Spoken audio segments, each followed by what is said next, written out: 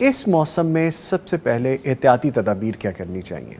جب پچھلے دنوں میں شدید گرمی ہوئی جی، تو اس گرمی میں ٹمپریچر ہمارا کوئی 45 کو کراس کر گیا تھا، سم ٹائمز اس سے زیادہ بھی گیا ہے، ایون 47 بھی ریکارڈ کیا گیا۔ جی، اس درجہ رات میں انسانی جسم کا سامنا کرنا مشکل ہو جاتا ہے، تو اس میں ہمیں تدابیر کی ضرورت ہے۔ جی، وہ تدابیر یہ کہ سب سے پہلے جو سورج کی براہ راست شعاؤں میں کام کرنے والے جوان ہیں، ان کے لیے تدبیر یہ ہے کہ وہ اپنے لیے ایک چھتری کا استعمال کریں۔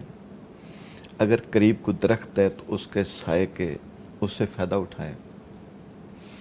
اگر اس کے پاس کوئی سایہ دار بلڈنگ ہے تو اس کے سائے میں آ جائے۔ اگر دیہاتوں میں کام کر رہے ہیں تو درختوں کے قریب جہاں ان کو آسانی ہے وہاں کام کر لیں۔ جی، براہ راست سورج کی شعاؤں سے بچنے کا اہتمام کریں۔ اگر ایسا کام نہیں ان کے لیے مشکل ہے تو دوسرا جو اہم کام ہے ساتھ ساتھ لباس کا، لباس ایسا استعمال کریں جو ہیٹ کو اپنے اندر کم سے کم جذب کرتا ہو۔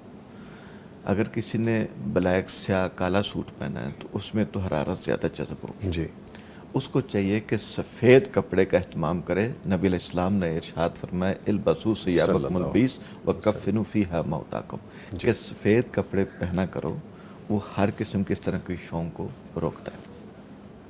ٹھیک ہے۔ تو ایک اہتمام ہو گیا کہ سائے کا اہتمام کرنا ہے، دوسرا لباس کا اہتمام کرنا ہے، تیسرا جو بڑی ضرورت ہے انسان کی پانی جسم سے کم نہیں ہونے دینا، ہائیڈریٹڈ جسم کو رکھنا ہے کہ پانی کی کمی نہ ہو۔ اگر پانی آدمی نارمل طریقے سے سردی کے دنوں میں 6 سے 8 گلاس پیتا ہے تو گرمی میں اس کو 8 سے 10 گلاس کر لینے چاہیے۔ یہ عام نارمل ورکر۔ اگر کسی آدمی کا بھٹے میں کام کر رہا ہے، تندور پہ کام کر رہا ہے، براہ راست دھوپ میں کام کر رہا ہے، اس کی مقدار اس سے زیادہ ہونی چاہیے۔ اب پانی، سادہ پانی اللہ کی بڑی نعمت ہے۔ صاف پانی اپنی ضرورت کے مطابق پیتا جائے۔ باہر نکل رہے ہیں تو سر پہ کپڑا رکھیں۔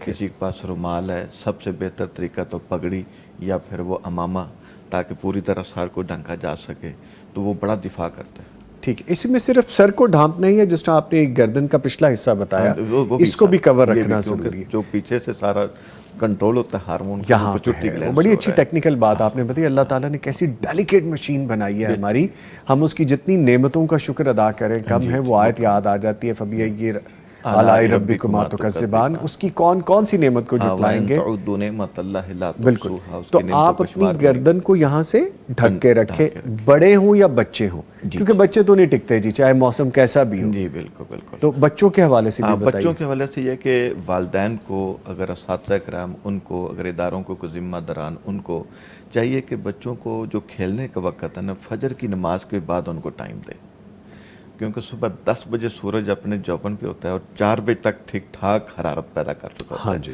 تو ان اوقات کے اندر کوشش کریں کہ بچے باہر نہ نکلیں۔ صبح فجر کی نماز آج کل 4 سوا 4 پڑھ کے فارغ ہو جاتے ہیں، تو 8 بجے سے پہلے بڑا ٹائم ہے، جتنا مرضی کھیل لیں، یا پھر عصر کی نماز کے بعد کوئی 5 بجے کے بعد جیسے سورج کی اور حرارت مغرب سے پہلے مغرب سے پہلے ٹھیک ہے۔ پھر بھی 2 گھنٹے ٹائم ہوتا ہے۔ 7 بجے آج کل سورج 7:05 پہ غروب ہو رہا ہے، تو پھر بھی 2 گھنٹے ٹائم ہوتا ہے۔ حرارت سے بچنے کا خود اہتمام کریں۔ ٹھیک ہے، اسی طرح ہمارے مزدور حضرات، اگر ٹھیکے داران ان کے ساتھ تھوڑی سی ہمدردی کریں کہ شدید دھوپ میں کام کی بجائے ان کو فجر کی نماز کے بعد لگائیں۔ کام تو انہوں نے 6 گھنٹے کرنا ہے، تو اس فجر کی نماز کے بعد اگر 4 ساڑھے 4 بجے کام شروع کرتے ہیں تو 10 ساڑھے 10 ختم ہو سکتا ہے کام۔ دوپہر پہ آرام کر لے، اگر کچھ رہ گیا ہے تو عصر کی نماز کے بعد جس وقت حرارت کم ہوگی پھر کام کر لیں، ٹھیک ہے، تو بچت ہو سکتی ہے۔